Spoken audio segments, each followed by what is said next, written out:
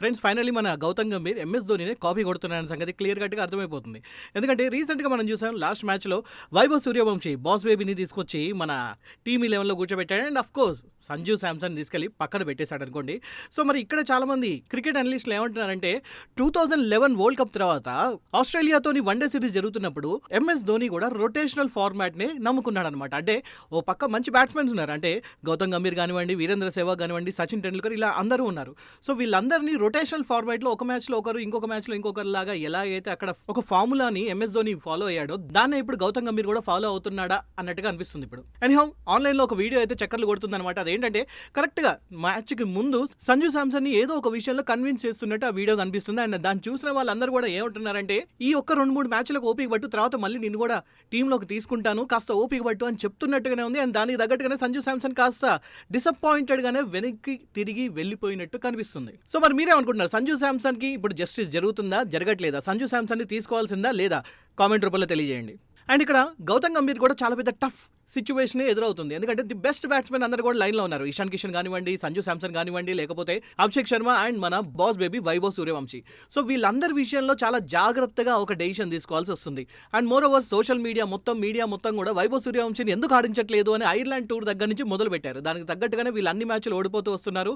And 5 years తర్వాత non stop ఒక 4 గేమ్లు ఓడిపోయింది మన one and only team India. And ఈ రికార్డు కూడా శ్రేయస్ అయ్యర్ రికార్డులో చేరిపోయింది. ఎందుకంటే కెప్టెన్ కదా, తప్పకుండా అతని ఖాతాలోకే వస్తుంది. అండ్ శ్రేయస్ అయ్యర్ మీద వస్తున్న ఈ వ్యతిరేకత కూడా కాస్త ఎక్కువగానే కనిపిస్తుంది. ఎందుకంటే ప్రతిసారి కూడా ఇక్కడ సూర్యకుమార్ యాదవ్ తోని కంపారిజన్ జరుగుతుంది. And moreover Suryakumar Yadav ని ఇక్కడ చాలా మంది మిస్ అవుతున్నారు. ప్రతి చోట కూడా we want you back Suryakumar Yadav అని చెప్పి అంటున్నారు. రీసెంట్ గా సూర్యకుమార్ యాదవ్ ముంబైలో ఒక ప్రోగ్రామ్ కి అటెండ్ అయినప్పుడు అక్కడ మీడియా వాళ్ళు కిసిక్ అని ఫోటోలు తీస్తూనే ఉన్నారు. అండ్ అక్కడ నుంచి కొంతమంది పబ్లిక్ ఏమన్నారంటే సూర్యాబాయ్ మిమ్మల్ని ఈ సిరీస్ లో మిస్ అవుతున్నాం అని చెప్పేసి చాలా బాధతో అన్నారనమాట. దానికి సూర్యాబాయ్ వెంటనే ఆన్సర్ కూడా ఇచ్చారు. ఏం మాట్లాడుతున్నావు, చాలా చక్కగా ఆడుతున్నారు, డోంట్ వరీ అని చెప్పి చాలా పాజిటివ్ గా వెళ్ళిపోయాడు. కానీ ఏదేమైనా కూడా ప్రస్తుతం టీమిండియా సిచ్యువేషన్ చూస్తే మాత్రం ఎవరికి నచ్చట్లేదు. ముఖ్యంగా ఇక్కడ గెలుపోవటములు అనేది సహజం, కానీ ఐర్లాండ్ తోని వైట్ వాష్ చేయించుకున్న తర్వాత మాత్రం మన ఇండియన్ అభిమానులు ఏ మాత్రం కూడా క్షమించడానికి రెడీగా లేరు. అందుకోసం ఇక్కడ Shreyas Iyer at the same time Gautam Gambhir మీద విరజగబడుతూ ఉన్నారు నెటిజన్స్. మరి మీరేమనుకుంటున్నారు, ఇది కరెక్టా రాంగా? కామెంట్ ఉంది కదా, కామెంట్ చేసేయండి. నిజంగానే మన టీమిండియా పరిస్థితి ఏం బాలేదు. నిన్నగాక మొన్ననే మనం వరల్డ్ ఛాంపియన్స్ అయ్యాం. అండ్ ఆ తర్వాత 2 నెలల పాటు వరల్డ్లోనే నెంబర్ 1 లీగ్ అని చెప్పుకునే మన ఐపీఎల్ కూడా రపా ఆడిచ్చేసాం. అండ్ ఆ తర్వాత T20 క్రికెట్లో మనకు అసలు ఎక్కడ ఎదురు లేదనుకుంటే ఎలా బోల్తా పడ్డామనే సంగతి మీ అందరికి గుర్తుండే ఉంటుంది.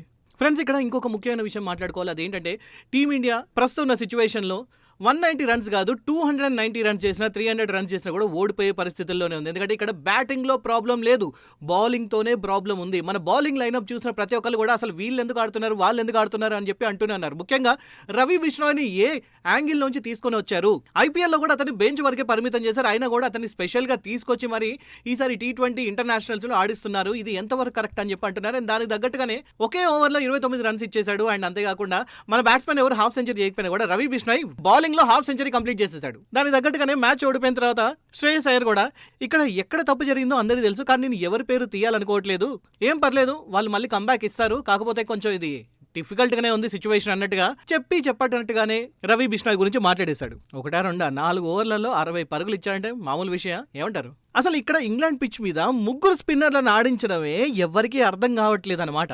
ఇంగ్లాండ్ హోమ్ గ్రౌండ్ లో అక్కడ మ్యాచ్ ఆడుతుంది. అక్కడ ఇంగ్లాండ్ టీం ప్లేయర్లు కూడా 3 స్పిన్నర్లతో ఆడలేదు. కానీ మన వాళ్ళు మాత్రం ఏ ఫార్ములాను తీసుకొచ్చి ఇక్కడ 3 స్పిన్నర్లతో ఆడిచ్చారని చెప్పేసి అందరు షాక్ లో ఉన్నారు. ఇక్కడ మన వాళ్ళకి మ్యాథమెటిక్స్ సరిగ్గా రాదా అని చెప్పి అందరికి డౌట్ వస్తుంది. ఎందుకంటే రవి బిష్నాయ్ ఒకటే 4 ఓవర్లలో 60 పరుగులు ఇస్తే ఇంకా మిగిలిన 16 ఓవర్లలో 130 రన్స్ మాత్రమే కొట్టాలి.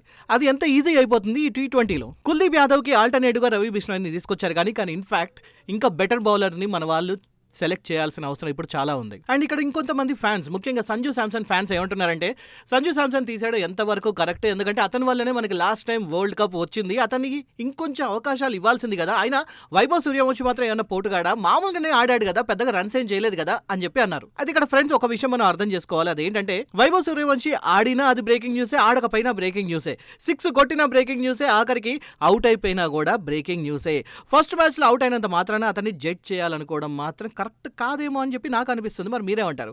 ఐపీఎల్లో కూడా ఫస్ట్ మ్యాచ్లో స్టంప్ అవుట్ అయిపోయిన తర్వాత కదా తర్వాత చుక్కలంటే ఏంటి అనేది అందరికి చూపించాడు.